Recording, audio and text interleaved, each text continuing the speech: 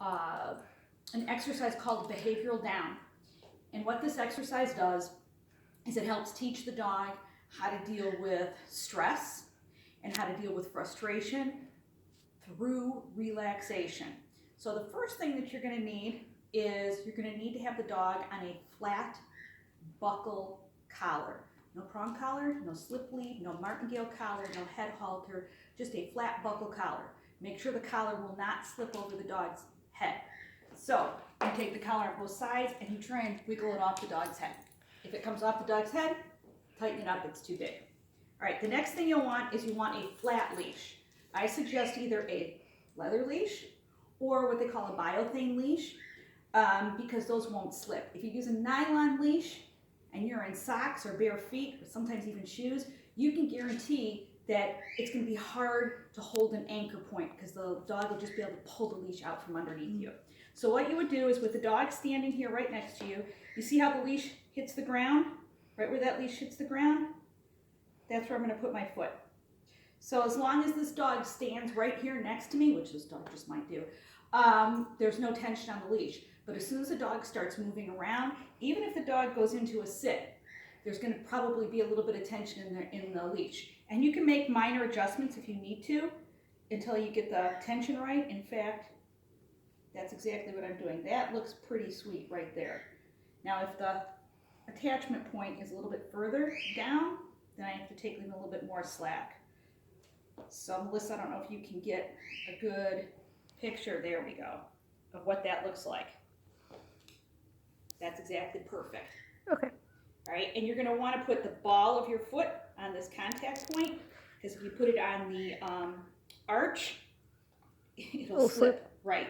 And you might have to, with a strong dog, you might have to shift your weight and push down. And when I do that, because I'm small, like Melissa, and so with a bigger dog, I very often will have very little weight on my other foot, and I'll actually hold upward. I don't know how big or powerful your dog is.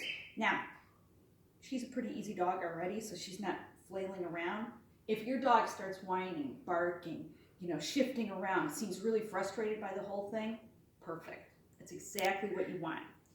And you're going to continue that until the dog lays down, relaxes, and disengages from the environment. So if your dog is laying down like this, like a sphinx, you see its eyes going, and it's just checking everything out, it is not disengaged from the environment, nor is it relaxed. It's laying down, which is more relaxed than standing up, but it's not at target behavior.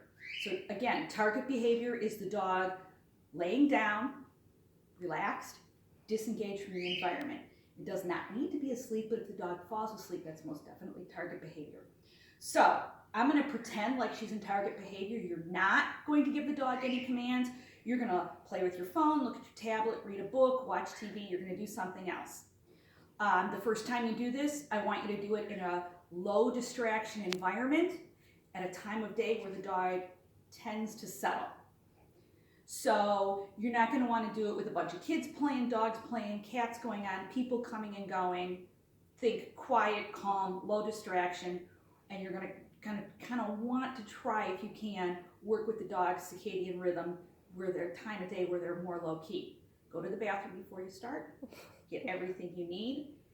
Your first behavioral down could easily take an hour to get through 2 cycles. And by 2 cycles, I mean the dog hits target behavior, and what'll happen, you don't do anything. The dog hits target behavior, you do nothing. At some point in time, the dog will be like, oh, and they'll re-engage with the environment. They might stand up, they might just become more alert. That first cycle is over, and you've already started your second cycle. When the dog gets to target behavior, relaxed and disengaged from the environment, the second time, don't get greedy. Don't leave the dog there too long. Wait a second or two, and then you say the dog's name, puppy, let's go, and you get the dog's attention that way. But don't move until you say the dog's name and sort of call them out of it. You can use let's go or come on or whatever, I don't care, but just say the dog's name and then sort of call them out of it, then you move. Do you do 2 cycles every time? Yes. Okay. Now, that's in a perfect world. I understand, like, if your house is on fire, yeah. just get out, Yeah. If something happens and you can't finish it, then you can't finish it. It's just how it is. But the reason we do 2 cycles, because a lot of dogs are really smart and they will fake it. Yeah. And we want to make sure they're not faking it. So this is why we do the 2 cycles. So once you get to the point where the dog is relatively easily hitting target behavior 2 times, 2 cycles, in like, 15 minutes or so, then you need to make the situation more challenging for the dog. So something that has more distractions, a more active time of day, whatever. And again, this is the dog working through frustration. Much like the confinement frustration they have in the crate, they have a restriction frustration associated with the leash. We're giving them the opportunity to learn how to work through that, to learn how to settle themselves down. And they will naturally go, once they learn that skill, they are going to be more prone to go back to it because it's a lot more pleasant place to be emotionally than all wigged out. Yeah. Right, so I'm going to pretend like she's in target behavior. She's not. I'm just going to give her a command. Myra, down. Good girl. Okay, so like pretend she's in target behavior and her head is down and she's disengaged from the environment. This is how you would release the dog. Myra, let's go. There you go. That's Awesome. a behavioral down. Awesome.